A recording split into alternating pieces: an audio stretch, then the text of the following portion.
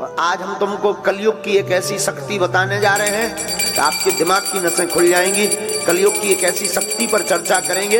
अगर कोई चाहता हो कि हमें कोई हरा ना पाए, घर में, परिवार में, द्वार में, संसार में, समाज में, पॉलिटिक्स में, काम में, धाम में, तो आज की कथा सुन लेना। तुम्हें जिंदगी में कभी हार का मुंह नहीं देखना पड़ेगा। अगर आप लोग किसी विषय में हारना नहीं चाहते तो आज की कथा सुनो। याद रखना, जो मनुष्य धार्मिक होता है वो दुख को भी सुख में बदलने की क्षमता रखता है। उसकी दृष्टि और उसकी विचारधारा दुख को भी सुख में बदल देती है। बिना धर्म का व्यक्ति, कथा में याद रखना, बिना धार्मिक व्यक्ति, बिना धर्म का व्यक्ति ठीक वैसे ही होता है जैसे बिना लगाम का घोड़ा होता है। जिस प्रकार घोड़ा परम स्वतंत्र होता है, वैसे ही बिना धर्म का व्यक्ति भी बिना लगाम का होता है। और लगाम धर्म की जरूर होनी चाहिए। धर्म का मतलब ये नहीं है कि आप कथा में बैठ गए, आप शंकर जी को मान रहे हैं, आप हनुमान जी के भक्त हैं तो आप धर्मात्मा हो गए। धर्म का मतलब यह है कि आपके सामने कोई भी सनातनीय हिंदू अपना धर्म का परिवर्तन ना करवा पाए। आपके सामने आपके धर्म की अवहेलना ना हो। धर्म का मतलब यह है। पर याद रखना, दो धर्मों का कभी झगड़ा नहीं हुआ है, कभी नहीं हुआ है। धर्म तो एक ही है, सनातन वैदिक धर्म, बाकी पंथ हैं। याद रखना मेरे पागलों, दो धर्म का कभी झगड़ा नहीं हुआ। झगड़ा हमेशा धर्म और अधर्म का होता है। दो धर्मों का हो ही नहीं सकता। लाइट में केवल करंट में अर्थिंग और अर्थिंग दो वायर लगा दिए जाएं बल्ब में, तो क्या बल्ब जलेगा? जवाब दीजिए, बोलिए, क्या करना पड़ेगा? अर्थ के साथ फेस देना पड़ेगा। हाँ जी अन्ना जी, न्यूट्रल के साथ में हाँ जी अन्ना जी, तभी जलेगा ना। वैसे ही दो धर्म की कभी लड़ाई नहीं होती, लड़ाई हमेशा धर्म और अधर्म की होती। तो आज हम आपको जो सूत्र देने वाले हैं, तुम अपने कर्म से मत भटको। दुनिया आपके ऊपर क्या कर रही, आपसे क्या कह रही, मत घबराओ। एक महात्मा नदी में स्नान कर रहे थे। स्नान करते करते वो देखते हैं कि एक बिच्छू बहता हुआ चला जा रहा। महात्मा को लगा कि हमें बचाना चाहिए वरना ये मर जाएगा।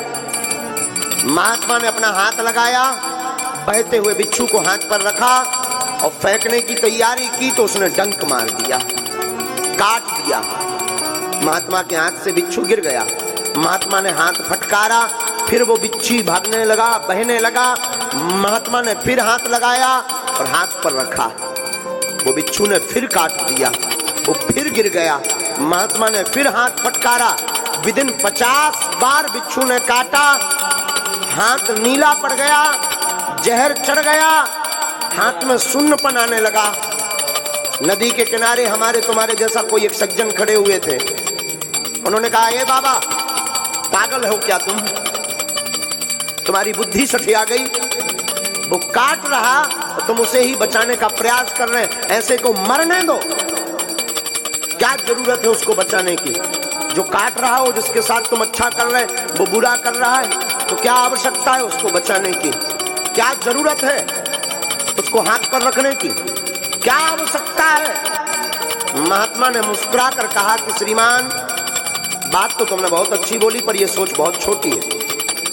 श्रीमान, याद रखो, जब वो बिच्छू अपनी प्रवृत्ति नहीं छोड़ सकता, बिच्छू जब काटना नहीं छोड़ सकता, तो साधु बचाना कैसे छोड़ देवे? वो अपना काम कर रहा, हम अपना काम कर रहे। वो मरते मरते भी अपनी आदत नहीं छोड़ रहा और हम जीते जीते अपनी आदत छोड़ दें। इसलिए मेरे पागलों, दुनिया का काम कहना है, उनको आदत पड़ी है कि तुमको कुछ ना कुछ वो बोलेंगे बोलेंगे बोलेंगे, लेकिन तुम्हारी जिम्मेदारी है दुनिया को बोलने दो, तुम डिगना नहीं। तो बहकना नहीं, तुम अपने रास्ते पर बढ़ते कदम चले जाना, एक दिन मंजिल अवश्य मिल जाएगी। चाहे वो मंजिल परमात्मा को पाने की हो, या वो मंजिल आपकी जिंदगी की हो, या कोई पद पाने की मंजिल हो, या प्रतिष्ठा पाने की मंजिल हो, या भगवान को पाने की मंजिल हो, लोगों को कहने देना, लोग कहते रहेंगे, तुम बढ़ते जाना और एक दिन मंजिल पा जाओगे मेरे पागलों।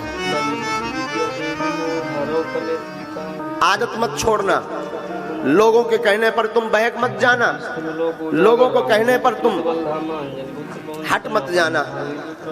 याद रखना, अहिंसा धर्म है, अहिंसा ना करो, बहुत अच्छा है, लेकिन धर्म पर कोई घात करे चुप बैठो तो ये भी पाप है। धर्म पर कोई घात करे तब बोल देना चाहिए ये भी धर्म है। वो सूत्र जिसके लिए तुम बैठे हो, उस सूत्र का नाम है एकता। क्या नाम है? जोर से बोलो ना पीछे वाले। त्रेतायाम मंत्रम शक्तिश्च ज्ञान शक्ति कृते युगे, द्वापरे युद्ध शक्तिश्च संघे शक्ति कलियुगे। त्रेता युग में मंत्र की शक्ति थी, सतयुग में ज्ञान की शक्ति थी। जो त्रेता में मंत्र जानता था वो बलवान था, सतयुग में जिसको ज्ञान था वह बलवान था।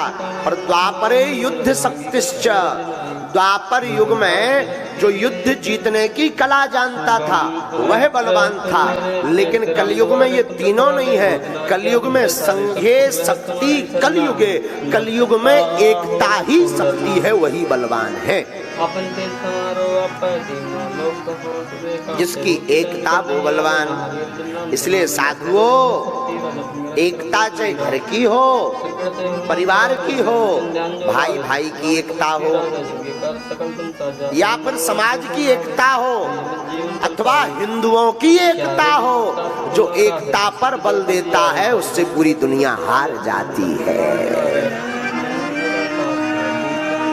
कलयुग का प्रभाव, कलयुग में जिसकी महिमा है वो एकता की।